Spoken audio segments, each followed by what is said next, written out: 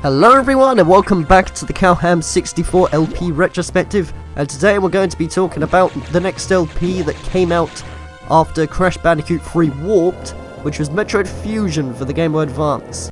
Now, if you've watched this LP Retrospective, particularly I think it was episode 2 as far as I remember, that was where I explained about, the second LP that I did, which was Metroid Fusion, but that one was recorded on the 3DS with a camera, just to put it brief, and it was terrible. Much like with Minish Cap in 2013, I decided to redo Metroid Fusion by recording it on an emulator instead. Except, this one honestly felt better than Minish Cap, even though Minish Cap was a lot longer, being around 33 to 34 episodes going on. Metroid Fusion was a little bit shorter, but it was more or less the control that felt different to me, Because Minish Cap, back then I didn't know about USB controllers being hooked up to PCs, that you could use for emulators and stuff. So for Minish Cap, I was just using the keyboard controls, and it wasn't the most comfortable thing, and, I was also using my iPod Nano to capture my voice, which I've gone on about so many times. If you want to know more about that, go back to the other episodes, because I don't want to have to keep repeating myself for that kind of thing going on.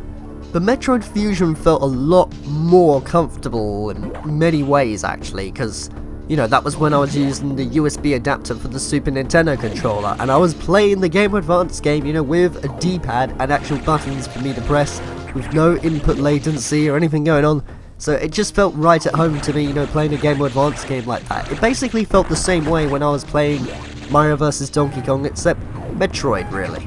Also, I apologise if my voice isn't really as clear as in the other episodes and stuff, and the fact that, there's been a bit of a delay when it comes to uploading the series, particularly the LP Retrospective and my current LP of Majora's Mask, because lately I've had a flu. And of course the flu and that caused me, it doesn't really, makes you all nasally and stuff, and I don't really want to talk like that, through the mic, considering I had a really croaky throat, and I don't know, I just didn't want to do it. I wanted to heal, But I seem to be a little bit better now, and here I am just recording the commentary for this. I remember this project being very rushed though for Metroid Fusion. You see, when I recorded it back in 2012, I pretty much had all the time in the world and stuff, given the fact that I didn't really upload every day. I uploaded on a daily basis, but not exactly every day going on. Where, it was like once every 2 days or so, as far as I'm aware, for Metroid Fusion in 2012. But when I did the remake of it in 2014, see, the problem was I started the LP pretty late because I was making all of the assets, the intro, the links, the outro, and things that I still do to this day, when making, the production and stuff for LPs. And I had a huge time constraint when trying to finish the project, because when I actually started it, I had, literally a month to get the whole LP finished, because me and my family were going on a holiday somewhere, and that, just for a break going on. It was at least around a week, and I didn't really want to have a week delayed of uploads going on, so I decided to set an ambition of literally trying to get Metroid Fusion done in a whole month. And I remember at the very end, when I finished uploading the LP, my friends were surprised also. They were very, very shocked by the upload rate, because it was literally every day, I was uploading stuff. It was hard work, really. It meant that, on days when I had the house to myself, I would just literally record as much Metroid Fusion as I could. In fact, I remember, literally, I recorded from, 6 episodes up until the finale or so. So, counting back from the finale, 6 episodes back, I recorded, literally 6 or maybe even 7 episodes in a row, getting the whole game finished while my family and that was out, and I had time to myself. Because I just wanted to get it done. I just wanted to get as much done as I could for the LP project. So anytime, I was alone stuff, I was like, right, I'm going to get on with Metroid Fusion because I want to get it completed. And all that, so when I go on this holiday, I don't have to worry about it. It's all done and dusted, So it did feel rushed in places. But honestly, it was still fun to make the LP project, because it was just nice to find, that Metroid Fusion, one of my favourite Game Boy Advance games of all time, even still to this day, I freaking love Metroid Fusion, man. It was really nice to be recording on an emulator in high quality, instead of looking back and seeing how crap the quality was back in 2012, So to just record it all on an emulator through high quality and stuff, it was preferable, I'll just say that. Memory-wise though, compared to Minish Cap, there isn't really a lot that I can say about this LP in particular. Because you see, the thing was, with Minish Cap, you know, the original LP in 2012 wasn't really completed at all. It was an unfinished project, and to find it actually completed, you know, and really ambitious, being a lengthy LP, that is why I had a lot to say about it. But Metroid Fusion was literally just the same LP that I did back in 2012 redone, because even in 2012, you know, I finished the LP, I beat the game to 100% and did the exact same things going on, except maybe, you know, the 2014 version was beaten faster, but that's literally all I remember from it, to be honest. Except, I do remember one reason why I decided to redo the LP was also an excuse just to see if I could get the best ending, which kind of failed. Because honestly, when you're going to go for the best ending, I wouldn't really recommend doing it while, you know, providing live commentary. It is possible, believe me, but it's a little bit more hard work if you ask me. So, you know, if you ever want to get the best ending in that, just play it in your spare time, or just record it without your commentary, because you really need to, like, speedrun the game like crap. Oh my god, it's ridiculous for the stuff that you have to do. I do actually have a file of, you know, the game that I played of Metroid Fusion on the 3DS, where one of them, literally when you beat the final boss, you get the best ending, you know, beaten to 100% with the picture and stuff, and that's pretty satisfying. But that's literally the only time I've beat Metroid Fusion to 100% and got the best ending, you know. It's a shame, really, that I didn't really do it on the Game Boy Advance cartridge, because then, you know, I could just easily record it on the Game Boy player and then just see, or at least just show off, shall I say, the fact that, hey, look, it's the game, it's beaten to 100%, because, you know, on the 3DS, I don't have a 3DS capture card or anything, so the only way to literally record that would be through a camera, and I'm never doing that again. Like, seriously, 2012 marks the last time I record my games, you know, with an actual camera, or at least a camcorder, if you will. Oh, one thing I forgot to talk about, by the way, was the fact of, you know, my channel just suddenly having thumbnails going on.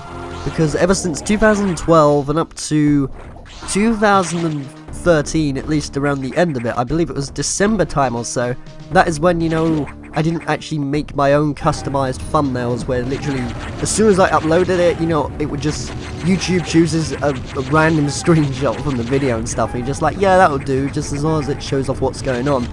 But I remember, one of my friends, known as, at the time, I think it was known as the Sonic Joey. In fact, I think it's called that now, actually, because he's changed his name quite a couple of times, really. I remember him telling me the fact that you should really verify your account, because then you'll be allowed to use, you know, customized thumbnails on your videos. And that, to me, I was like, wait, really? Whoa, I didn't know it was that simple, because originally, I honestly thought, you know, that you had to be uploading for a long time, at least for a couple of years or so, in order to actually make it enabled. But no, you can literally do it from the very beginning, just as long as you verify your account, you know, just to show that you don't have any copyright standings or anything like that going on, you know. So I just literally verified my account, and then everything became enabled, you know. I was then able to make customized thumbnails, and the very first series to use that was actually Sonic the Hedgehog 2, because by the time I did that, you know, the latest LP that I finished was Sonic the Hedgehog 2, and I suppose I could have done it with Minish Cap as well before that, but there was like 33 to 34 videos, and I didn't really want to have to make that much thumbnails for it, you know, considering I just literally enabled the thing myself. So then I just thought, nah, forget it, I'll just do it for like Sonic the Hedgehog 2 instead. So, you know, all I literally had to make was 5 thumbnails going on, and I just made them, and I was like, yeah, cool, I can make thumbnails now. And then from that day, you know, I basically made thumbnails going on. So that's why, you know, Mario vs. Donkey Kong had thumbnails, and Mega Man X had thumbnails, and Crash Bandicoot 3 had thumbnails, and even the LP, you know, that I am critiquing to this day, Metroid Fusion, had thumbnails. Which is cool, actually, considering, you know, the one in 2012 of Metroid Fusion didn't have any at all, where it's just some random selected image like I was talking about before. But, you know, this one had thumbnails going on, except there is one thing I completely regret doing, okay? I'm literally looking at this on my PC right now, that's why there was a click in the background, whoops. You'll notice, if you look at the thumbnails, the number, okay, of, like, the episode on the picture is to the right. Now, while that's good, I suppose, if you look at it from the playlist perspective, it looks okay, but the problem is, okay, when it comes to making thumbnails, you really need to take into consideration of where everything is, you know, and how it's literally going to look when it's up there.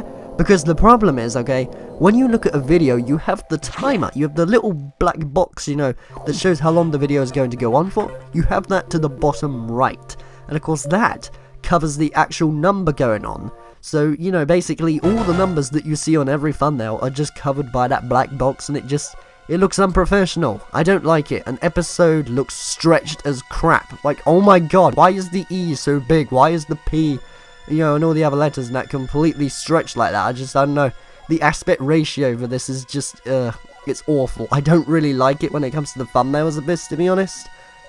It taught me, though, basically, the fact that when you put the number of the series going on, it's better to put it to the left and then have the right bit, you know, provided with some kind of image going on, which is what I did in the end, you know. That's why the next LP after that, which was, what was it, Donkey Kong Country for the Super Nintendo, you had, you know, Donkey Kong and Diddy Kong on the right, whereas the number and the actual text and that was to the left, just so that, you know, everything was all aligned perfectly, because I learned that with Metroid Fusion. It's awful, really. I remember in episode 8 of Metroid Fusion, I had a guest with me, and she joined me, you know, while I was playing Metroid Fusion for the Game Boy Advance. Except, again, this is one where I'm kind of like, it was cool having the guest, but the problem is, like, it wasn't really needed. I mean, like I've talked about before, you know, with, what was it, Minish Cap, I basically explained that when you have, you know, co-commentary, you need to really bring it in at a time when it's right. This wasn't a time when it was right, because I was literally just playing through the level, you know, and most of the time I was explaining what was going on in the story and stuff, keeping the audience amused. It's more of the places, you know, that you get to where it's boring to watch the same thing and stuff going on. So that is when you bring, you know, the co-commentator in, just so then you can keep the video entertaining. But if it's already entertaining solo, then just keep it solo, really. I mean, that's not to say that it was a horrible time or anything, because, you know, it was nice having the guest around. In fact, the guest was called Blazing Kitsune Ella, which nowadays is known as 8-Bit Els. So it was fun having her around and that, playing it. And yeah, fond memories, but, you know, it's just, I just find that it wasn't really needed, to be honest. I suppose, just, you know, from the creator's perspective, it's nice to look back at, you know, for nostalgia and stuff, but for the viewers, they're probably just looking at it and thinking, well, that was cool, but was that really necessary? It wasn't. That's the thing. Episode 15 is the one I remember the most, though, because this is the one that had the sped up montage, you know, of me collecting every single last item remaining, sped up, complete with music, particularly Metroid music. And the reason why I remember this the most is because this was one of my favourite things that I did in the 2012 version, you know, of this LP. Even though that version sucks because of quarter of the camera and stuff, just the fact that, you know, there was an episode where I literally sped up everything was, I don't know, it's just always in my memory. And to be able to do that literally again this time around in 2014, but, you know, just on an emulator recorded in HD and everything, that was pretty awesome to me. But there isn't really much to say about it because it was literally just the exact same thing, you know, that I did in 2012. Maybe not exactly, because maybe, you know, there were certain items that I missed out in the 2012 version compared to the 2014 one. But just, I don't know.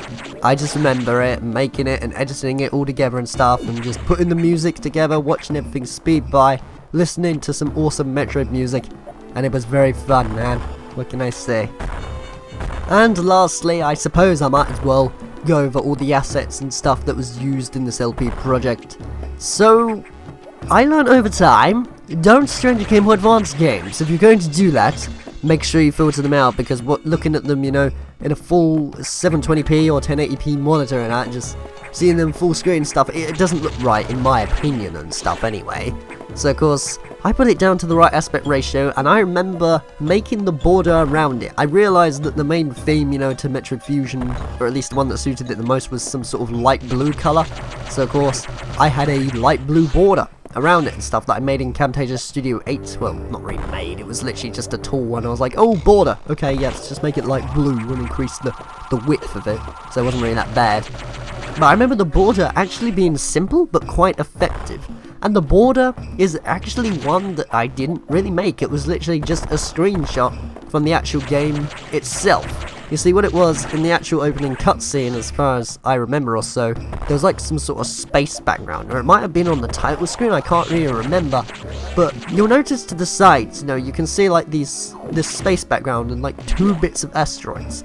That's what it's literally from. It's literally from this picture, what you see, particularly when I pointed it with this arrow. It was that, but cropped down and then put to the sides and just darkened down really in Camtasia Studio 8, and I just found that was effective enough. It wasn't really distracting or anything when you looked at the gameplay, and I thought I might as well just leave that in really. And I tried to replicate, when it came to the links and stuff, the actual feeling of like it being all digital, if you will, when you play like Metroid Fusion stuff in general. Because what it was something really basic, to be honest. It was literally just a green rectangle that rose up and said next, previous, and playlist.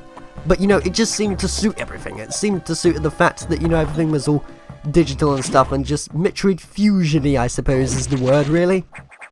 But yeah, that's literally all I remember from the 2014 version of Metroid Fusion.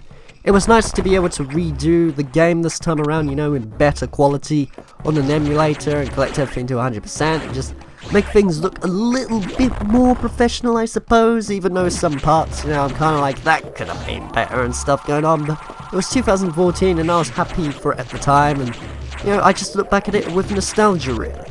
But that's literally what I remember from it. It's a series on the channel, and that where I look back at it and I'm like, oh yeah, that game, I remember that, I redid that one. But I, oddly enough, have more memories for the 2012 one. That's probably though because it was literally my second LP ever, and I was really new at recording LPs at the time, and I just have fond memories of recording it all in my bedroom, in pitch black with my crappy camera on my iPod and my really high-pitched voice, and just, I have more memories for that, really. I think that's the thing. When you correct something in the future, or so, for it being bad in the past, you'll find that you grow more closer to the one that was in the past because you have more memories from it. At least that's what I do, anyway. But, I'm going to end this episode of this retrospective off right here. So join me next time where I'm going to be talking about my second ever blind LP project, which was Donkey Kong Country for the Super Nintendo. And there are more memories of this one compared to this one, believe me. See you then. To see the next episode of this retrospective series, go to here. To see the full playlist of this series going on, go to here. To see the original LP of the one I have critiqued, go to here. Or even consider subscribing to the channel by going to here instead. Thank you for watching.